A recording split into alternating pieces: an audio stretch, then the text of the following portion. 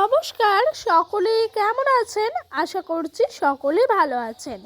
আবারও একটি নতুন দিনের সাথে নতুন একটি ব্লগের সাথে আজকের ব্লগটি শুরু করেছি।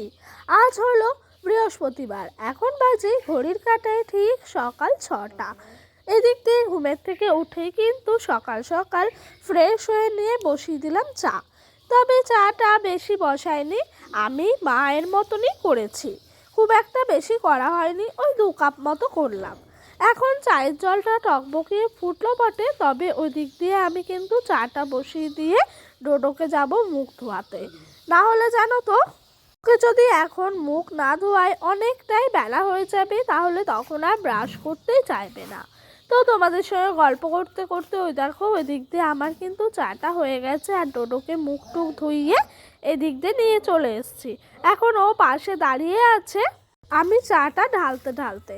তো এই দেখো এদিক দিয়ে আমি কিন্তু চাটা ঢেলে নিলাম, তারপরেই আমি মা ডোডো মিলে খাবো। তবে ওকে চা খাওয়াই না, ওকে আমি বিস্কুট দিই সকাল সকাল। তো ও আর কি খেলা করছিল। এই দেখো এদিক দিয়ে মা সকাল সকাল পুজোটি সেরে নিয়েছে। সকালবেলায় যদি পুজোটি হয়ে যায়, সারাদিনের মনে হয় মাথা থেকে একটু হলেও চিন্তা বের হয়ে যায়।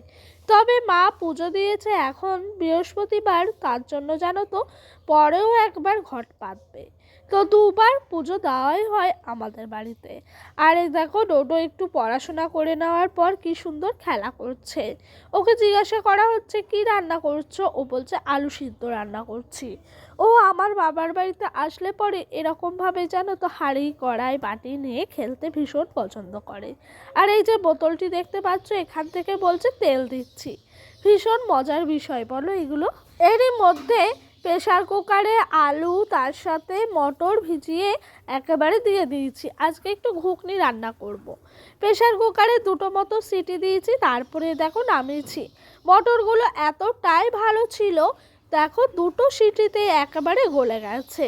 মটরের থেকে মটরের খোসাগুলো বের হয়ে পড়ে গেছে। আর আলুগুলো কেটে দিইনি, 4 ফালা করে দিয়েছি, থক থক থক থক করে হাতা করে ভেঙে নিয়েছি। আর সেগুলোই জানো তো মশলাটি কষানোর পর দিলাম। মশলা কষাতে আমি বেশি কিছু দিইনি, নুন হলুদ জিরের গুঁড়ো, তার সাথে দিয়েছিলাম একটুখানি লঙ্কা বাটা, মানে শুকনো লঙ্কা বাটা।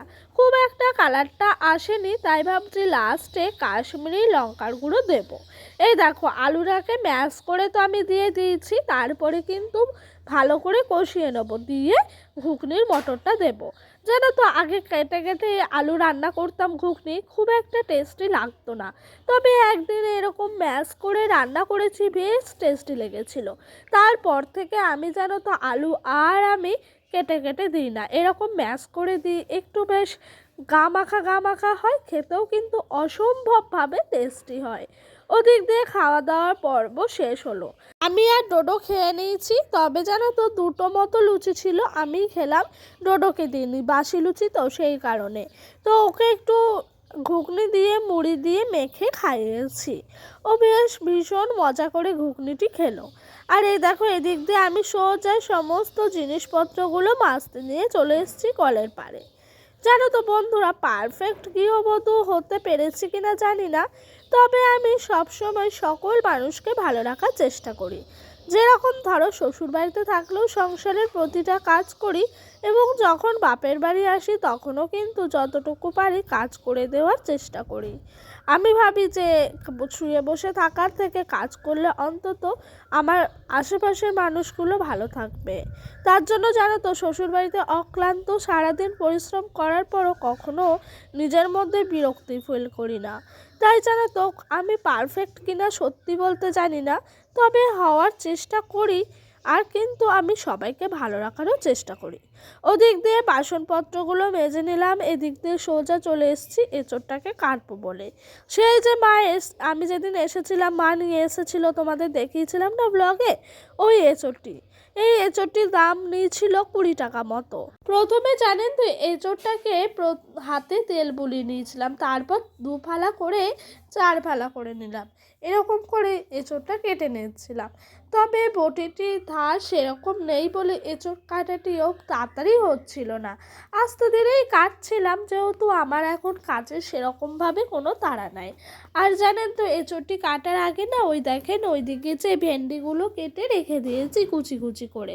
ভেন্ডিগুলো প্রথমে মা বলছিল সর্ষে পোস্ত দিয়ে চচ্চড়ি মতো করবে, তবে আমি বললাম না, সর্ষে পোস্ত দিয়ে চচ্চড়ি করতে হবে না, ভেন্ডিগুলো আছে থাক, একটু ভাজা করো। আমার জানেন তো ভেন্ডি ভাজা খেতে ভীষণভাবে ভালো লাগে, সেই কারণে আরও মাকে বললাম ভেন্ডি ভাজাই করতে। আর এই দিক দিয়ে জানেন তো এঁচড়গুলো প্রথমে সরু সরু করে কেটে নিয়ে এরকম করে খোসাটি ছাড়িয়ে নিচ্ছিলাম। জানেন তো বটিটির ধারের জন্য এঁচড়টি কীভাবে কাটার চেষ্টা করছি, তবে জানেন তো লাস্ট অবধি কেটে কিন্তু উদ্ধার করে নিয়েছিলাম। তো এই যে এরই মধ্যে মোটামুটি হয়ে গেছে এঁচড় কাটা। তারপরে কিছু জামা প্যান্ট ছিল ডোডোর, সেগুলোকেও কাচা ধোয়া করে নিলাম। এখন সেগুলোকে এইদিকে দড়িতে মেলে দিচ্ছি। তবে জানেন তো এখন বাজে ঘড়ির কাঁটায় ওই 1টা মতো।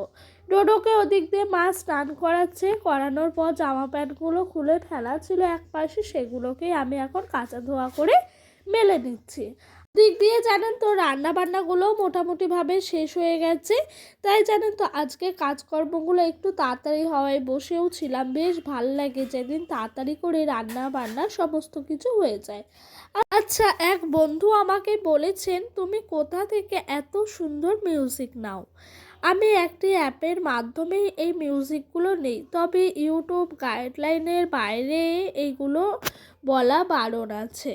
ইউটিউব গাইডলাইনে বলা আছে কোনো রকমের কোনো অ্যাপের নাম নেওয়া যাবে না, তাই তোমাকে বন্ধু আমি নামটা বলতে পারলাম না, তবে আমি একটি অ্যাপ থেকেই কিন্তু এই সমস্ত মিউজিকগুলো নেই। তুমি একটু সার্চ করে দেখবে, ইউটিউবে সার্চ করার পর তুমি যারা আছে না টেক চ্যানেল তাদের ফলো করো, তারা কিন্তু অনেক রকমভাবে ইউটিউবের এই সুন্দর সুন্দর মিউজিকগুলো নেওয়ার সাজেশান দেয়, তো তাদের কাছ থেকেও তুমি সাজেশান নিয়ে নিতে পারো। আমি কিন্তু ওইভাবেই নিই একটি অ্যাপের মাধ্যমে, অ্যাপের নামটা আমি বলতে পারবো না গো, ইউটিউবের মানে গাইডলাইনে বলা বারণ আছে। যাই হোক, তো অনেক ভালো লাগলো তোমার এই সুন্দর কমেন্টটা পেয়ে। আর এই দেখো তোমাদের সঙ্গে গল্প করতে করতে ওদিক দিয়ে আমার মোটামুটি করে কাজকর্ম শেষ হলো। তারপর দুপুরের পর এখানে রান্না বান্না হয়, ভাতটা হয় আর কি কাঠের জালে, তাই আমি এই দিকটা ঝাঁট দিয়েতে চলে এসেছি। স্নানের আগে প্রত্যেক দিন এই দিকটা একটু ভালো করে ঝাঁট দিয়ে নিই।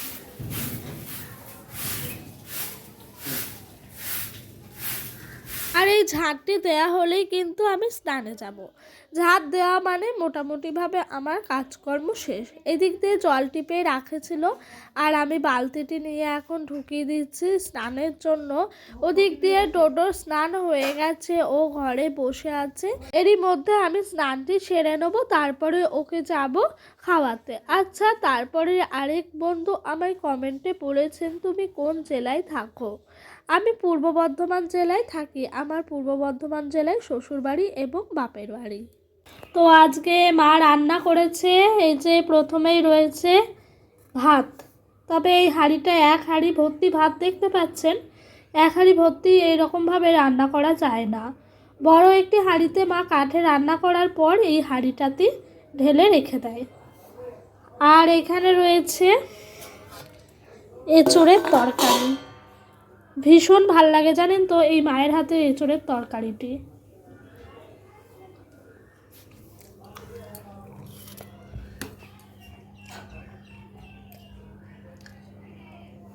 তার সাথে 2 পিস মাছের ঝোল, 1 পিস আমি আর মা অর্ধেক অর্ধেক খাবো, আর 1 পিস ডোডোকে অর্ধেক করে দুবেলা খাওয়ানো হবে। তার সাথে রয়েছে এই দেখেন এইদিকে ভেন্ডি ভাজা। এই ভেন্ডি ভাজাটি আমার খুব ভালো লাগে জানেন তো। এগুলোই আজকের খাওয়া দাওয়া। তারপরে জানেন তো দুপুরের খাওয়া দাওয়া শেষ করে আমি আর এই যে আমার এই বান্ধবী মিলে আমার আরেকটি বান্ধবীর বাড়িতে যাব ওর বাচ্চাকে দেখতে। ওর প্রথমে একটি ছেলে সন্তান আছে, তারপরে একটি মেয়ে সন্তান হয়েছে। তবে 1 মাস মতো হয়েছে, আমি বলেছিলাম বাপের বাড়ি যাই, তারপর তোর বাচ্চাকে দেখতে যাব। তো আমার এই বান্ধবীও গেছে একদিন, ও বলছে চ তুই যাবি আমিও যাব। তো এই যে ওর বাচ্চাকে দেখতে যাওয়ার জন্য একটা জামা নিয়ে নিচ্ছে, আর আমাকে বলছে কোন জামাটা নেব বল। আর বলছে তোর যেটা ভাল লাগে সেটাই নে, আর প্রত্যেকটা জামাও কিন্তু ভীষণ সুন্দর। জামাগুলো এতটাই সফট, কোয়ালিটিগুলো এত সুন্দর, কি বলবো আপনাদেরকে, বলে বোঝানোর মতো নয়। তো এই যে নেওয়া হয়ে গেল হলুদ জামাটি। আর এই দেখেন আমার হাত ধরে রয়েছে ওই বান্ধবীর মেয়ে, আর বান্ধবীর কোলে আমার ছেলে। আমরা 4জন মিলেই কিন্তু রওনা দিয়েছিলাম। আর এই যে এই বান্ধবীর মেয়ে কিন্তু রিঙ্কি, ও চেনে, মানে ও আরেকদিন এসেছিল ওই বাচ্চাটিকে দেখতে। তো ডোডোকে বলছে চ ভাই তোকে আমি নিয়ে যাই, তোকে দেখাবো। আর ডোডোর সাথে রিঙ্কির তো ভীষণ ভাব, আপনারা আগের ব্লগেও দেখেছেন আর কি, আর নতুন কি বলবো। তো এই যে চলে এসেছি ওই বান্ধবীর বাড়ি। আর আমার পাশে যেই বাচ্চাটি বসে ফোন ঘাঁটছে এটি হলো ওর ছেলে, আর আমার কোলে যেই বাচ্চাটি আছে এটা হলো ওর মেয়ে। আর এই যে আমার বান্ধবী কিন্তু হাই হ্যালো বলছে। আমি কোলে নিয়ে রেখেছি, এত ভাল লাগছে, ছোট বাচ্চা, কতদিন পর কোলে নিলাম। তো এই যে বাচ্চাটির মাথায় এক মাথা চুল হয়েছে, মানে একটা কিউটি যাকে বলে হয়েছে। তো এই যে আমার পেছনে বসে আছে ওই বান্ধবীটিরই কিন্তু ছেলে মেয়ে, এই যে রিঙ্কি কোলে নিয়ে বসে আছে। আজকের মতো আসি, আবারও দেখা হবে নতুন একটি দিনের সাথে, নতুন একটি ব্লগের সাথে।